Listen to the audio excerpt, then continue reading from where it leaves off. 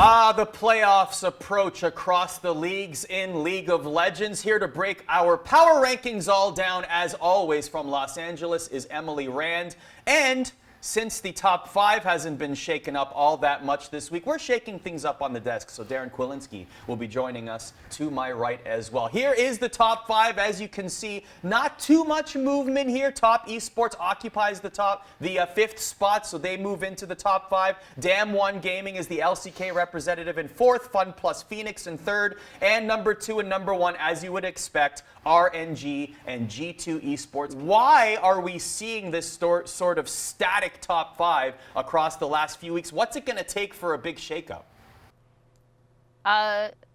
Teams to lose. Like, basically, you have to have a team upset G2 or upset RNG or FPX, and we really don't see that happening because power rankings aren't just about who is the best team in the world at the moment, although I actually agree that the team in the top of the power rankings also happens to be the best team in the world at the moment, so that's very convenient.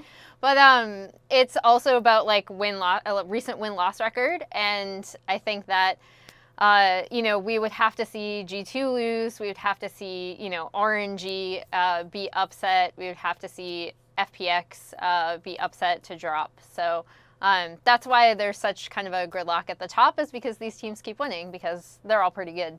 Well, we will talk about some big matchups coming up, Darin, that could bring some upsets and some shakeups to the rankings. Absolutely, and I think to kind of piggyback off the point that Emily had was, there's a little bit of a strength of schedule in the middle here, where last week you didn't see a lot of really top tier matches. I think the hardest match that we probably saw in the top five for our power rankings was Dam1 and Sandbox. Otherwise, you had LNG going against teams that weren't really good. Mm-hmm. You had Origin and SK against G2. Like, these aren't teams that are really gonna fight that hard for those top spots, and you'd give them a low chance to really get those upsets. So let's go through it. 5-1 starting in the fifth spot. We got Top Esports. They are 9-2 in the LPL. They beat Victory 5-2-0 on Monday. Coming up next, a big matchup against RNG this Saturday, which could shake up the rankings. But first, they've hovered around the 5-7 range for the last few weeks, Emily. What is it really going to take for them to step up their game and really crack the top three? For TOP, I think the big thing is that they're finally playing their starting roster again. So when we saw them having trouble previously, they were not playing their actual starting lineup. And I think a big difference this past week is that, we saw Ben back, we saw 369 back, we saw XX back, and that makes a huge difference. That is what I still would consider to be the best lineup for this team, despite the fact that I actually think Moyu, their bench top laner, can start for like a lot of other LPL teams. I think he's quite good.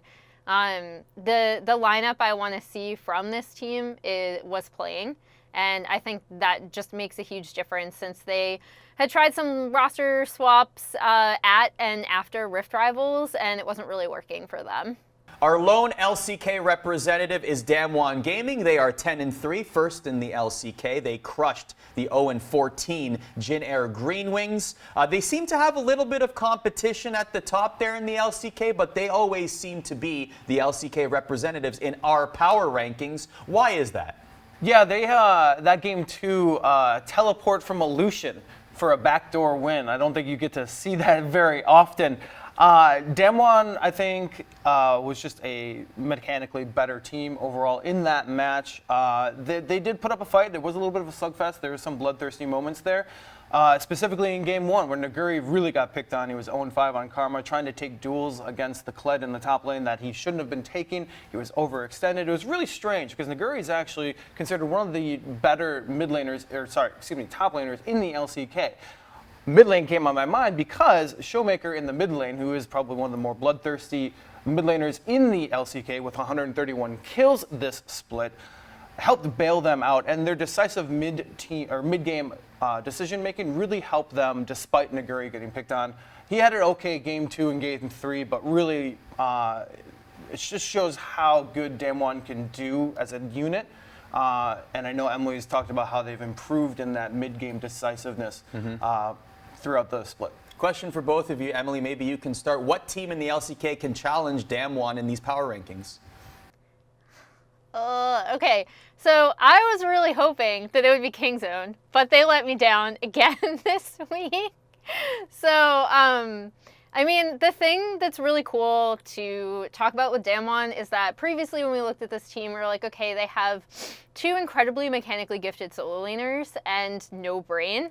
And they've somehow found, that brain and coordination piggybacking off of their Rift Rivals success. And I think the big thing to look out with this team is just the fact that as they continue to play together in LCK against these stronger opponents than what they had in Challengers Korea previously, I think that we've seen them kind of steadily improve as a unit over the year. And it's going to be difficult for teams to challenge that. I think SKT is probably my favorite team to sneak up in here. They've been making a very steady climb since Rift Rivals. So pre-Rift Rivals, we had the, Faker getting swapped out for Gory, and oh no, it's just like last year where SKT is imploding internally. However, they've looked really good since Rift Rivals, and I think they have remarkable talent on that team. This team has the potential to be the best team in the world. So if I could pick any team that would kind of make a run for this absolute quagmire we see in the LCK right now, because one thing to actually also throw out there is that the LCK, the top of the LCK, is a mess. Everyone's beating everyone. The games are looking pretty sloppy. Darin called out the Sandbox Damwon series. We had both teams at points in the game kind of handing the game over to the other team. It was not at all clean. Certainly as these teams would like. So I think the LCK, the top of the LCK at least, is still pretty open. And of all of the teams in the league right now, I have the most confidence in SKT. Although, again, I have a soft spot in my heart for Kingzone because I really liked what they were doing at the beginning of the split. And I was really hoping that they would kind of follow through on that potential, and they have not. They've still been inconsistent. So SKT.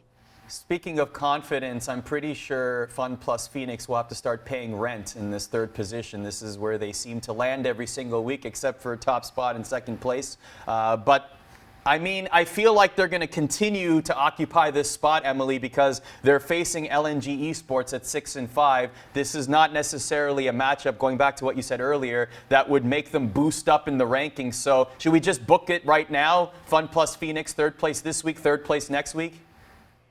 I mean, they probably will be. It's weird because even though in their games you see them play a bit fast and loose at times, FPX has been pretty consistent, both in terms of their win-loss record and then also the way that they play.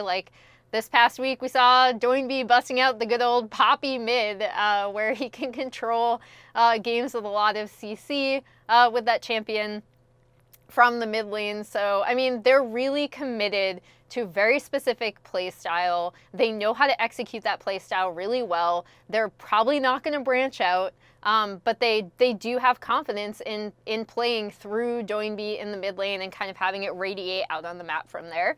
So I mean, they could lose to LNG. I don't think it will happen, and I think they should stay pretty steady, as they have throughout both regular seasons this year, actually. Darin, number 2 is RNG. No surprise there. They are 9-1 in the LPL, and they are playing Top Esports, which is a big top 5 matchup for our power rankings. But I wonder how much that will do for RNG. Is it going to take a big RNG victory for them to claim top spot, or a G2 loss for them to drop in the rankings? It's a really good question, and I think that the focus just needs to be on top versus RNG. I think, citing what Emily had written last week, RNG is a really scary team when they are balanced. When they're hyper-focused on just getting Uzi up and running, that's one thing that a team can exploit, right? But when they're balanced, they kind of remind me a little bit of 2015 SKT in terms of where they have a threat in every lane, from Marin in the top to Bengi in the jungle, Faker in the mid, and then Bang and Wolf in the bot lane. They even had that in 2016 where they got rid of Marin and put in Duke. where do you attack that, right? Let me read off some of these stats for you. Zhao Hu is having a great summer. He's the best KDA in the LPL with 6.3. Fewest deaths among mid laners at 38. Highest kill participation among mid laners at 73%. That's a scary stat. You did your homework. I did, and I'm not done. Top lane, LongX, has 12 different champions played. Karsa's third in assists at 165 and one of the lowest death numbers in the LPL in the jungle. And Ming has the fewest deaths among supports by far at 29, tied second, highest kill percentage is 72%. On paper and on the Rift, this is a very scary RNG team. So I see them not only moving up in the power rankings soon, but also I think they're going to come out on top on that top esports match. I think we need to give you a chalkboard next week and just keep writing the numbers down. Darin's data? Darin's data, something like that, exactly. All right, G2's number 1, 11-1 in the LEC. They beat SK Gaming on Saturday. This weekend, though, they will be playing second place Fnatic. So let's preview that matchup a little bit, Emily. And could there be an upset here? And if so, would that knock G2 out of the top spot? I don't see it. So last time, the one team that has beaten G2 has been Fnatic this regular season for summer. However, going into this matchup and looking at both of these teams, G2 is playing incredibly fast and loose. They're kind of locking in whatever they want.